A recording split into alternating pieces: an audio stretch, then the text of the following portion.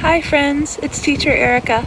For the next couple of weeks we are going to be talking about families. And today I wanted to share a book with you about a little duck who is a part of a very large family, and his name is Ping. Let's go ahead and get started. The Story About Ping by Marjorie, Flack, and Kurt Wiese.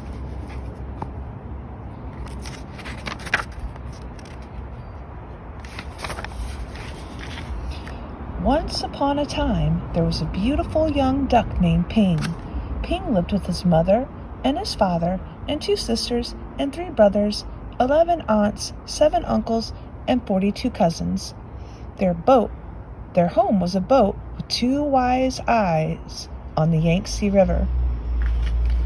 Each morning, as the sun rose up from the east, Ping and his mother and father and sisters and brothers and aunts and uncles and his 42 cousins all marched one by one down the little bridge to the shore of the Yangtze River. All day they would hunt for snails and little fishes and other pleasant things to eat. But in the evening, as the sun set in the west, la la la la la la lee, would call the master of the boat. Quickly Ping and all his many family would come scurrying. Quickly they would march one by one up over the little bridge and onto the wise-eyed boat, which was their home on the Yangtze River. Ping was always very careful, very, very careful not to be last, because the last duck to cross over the bridge always got a spank on the back.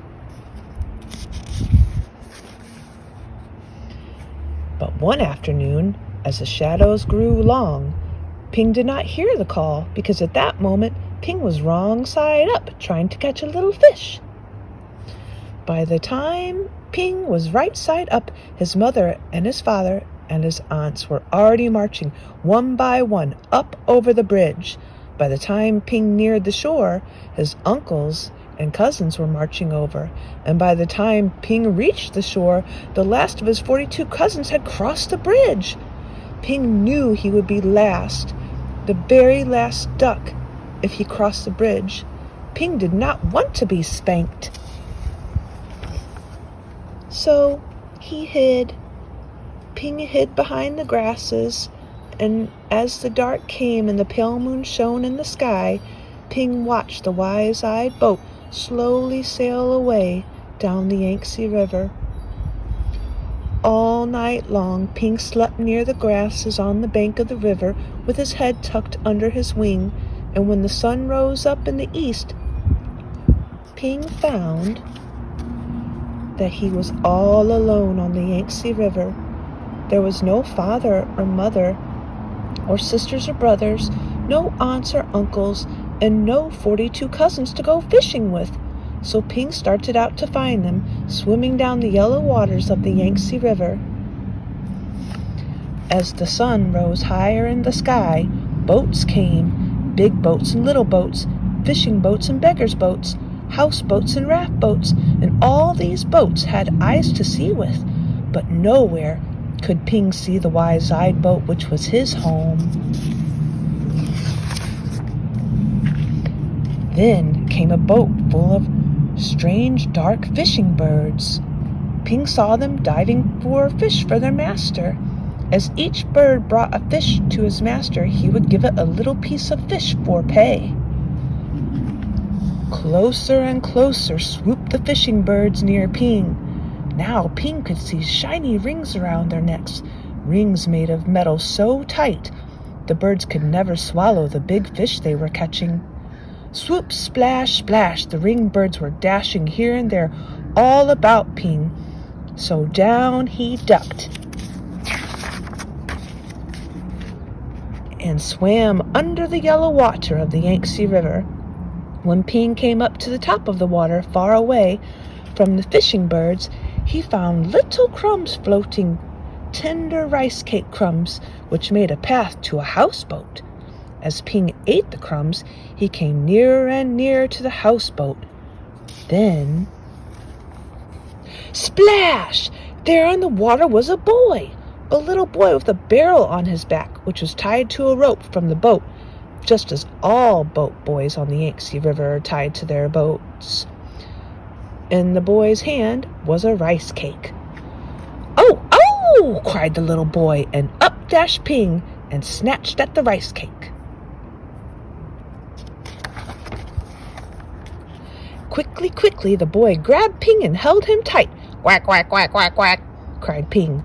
"Oh, oh, oh!" yelled the little boy. Ping and the boy made such a splashing and such a noise that the boy's father came running, and the boy's mother came running, and the boy's sister and brother came running, and they all looked over the edge of the boat at Ping and the boy splashing in the water of the Yangtze River.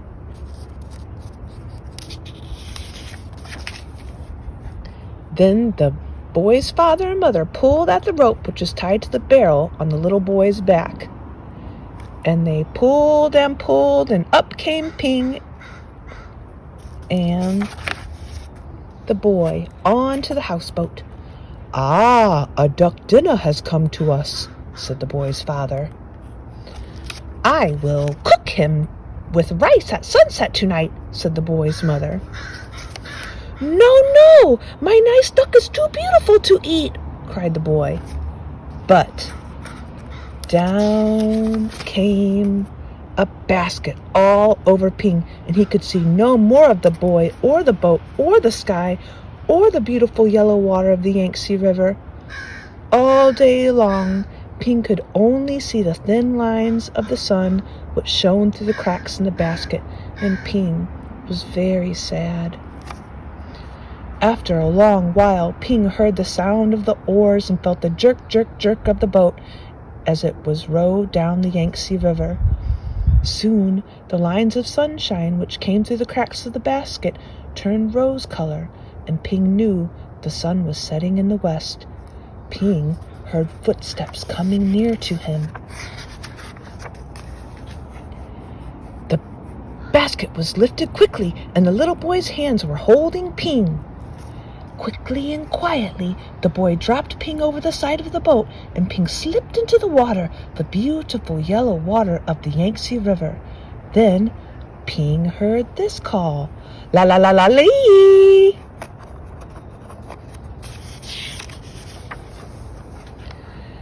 Ping looked, and near the bank of the river was a wise-eyed boat, which was Ping's home. And Ping saw his mother and father, his aunts, all marching one by one up over the little bridge. Swiftly Ping turned and swam, paddling toward the shore. Now Ping could see his uncles marching one by one.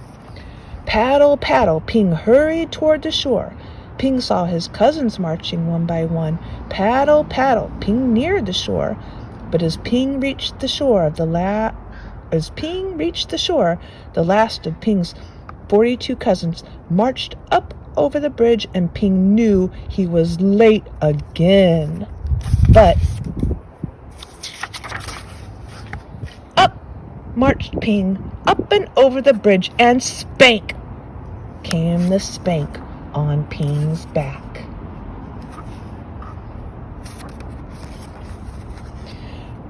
Then at last Ping was back with his mother and his father and 2 sisters and 3 brothers and 11 aunts and 7 uncles and 42 cousins, home again on the wise-eyed boat on the Yangtze River.